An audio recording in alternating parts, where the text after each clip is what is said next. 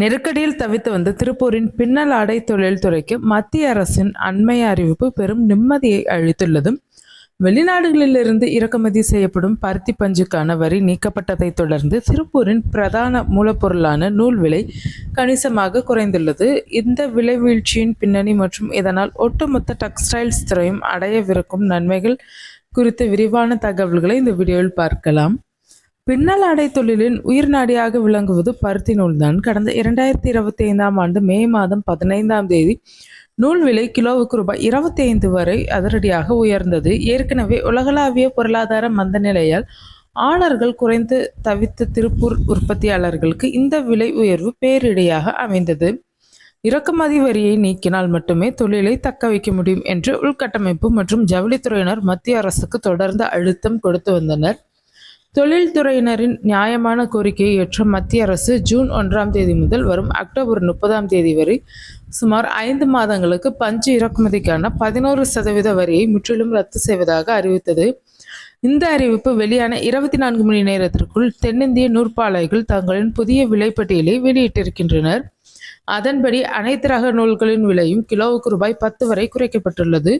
நூல் விலையில் ஏற்பட்டுள்ள இந்த ரூபாய் 10 குறைப்பு என்பது சாதாரணமானதல்ல.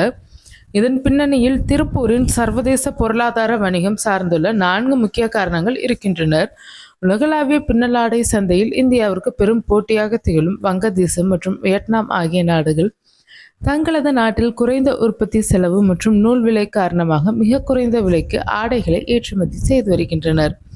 தற்போது திருப்பூரிலும் நூல் விலை குறைந்துள்ளதால் சர்வதேச போட்டி எதிர்கொண்டு பன்னாட்டு வர்த்தக போட்டியில் இந்தியாவால் எளிதாக வெல்ல முடியும்.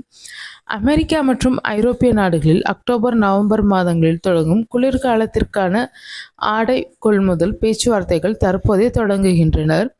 இந்த சரியான தருணத்தில் நூல் விலை கட்டுக்குள் வந்திருப்பது வெளிநாட்டு வர்த்தகங்கள் கேட்கும் விலைக்கு ஆர்டர்களை பேசி முடிப்பதற்கு இந்திய உற்பத்தியாளர்களுக்கு பெரும் சாதகமாக அமைந்துள்ளது. கடந்த சில மாதங்களாக நூல் விலை உயர்வால் மில்கள் வாரத்திற்கு 3 அல்லது 4 நாட்கள் மட்டுமே இயங்கும் அவல நிலை ஏற்பட்டது. இதனால் வாழ்வாதாரத்தை இழந்து தவித்த லட்சக்கணக்கான தையல் தொழிலாளர்கள், கட்டிங் மாஸ்டர்கள் மற்றும் பிற ஒப்பந்த தொழிலாளர்களுக்கு இனி தொடர்ந்து முழு நேர வேலைவாய்ப்பு கிடைக்க வழிவகை பிறந்துள்ளது.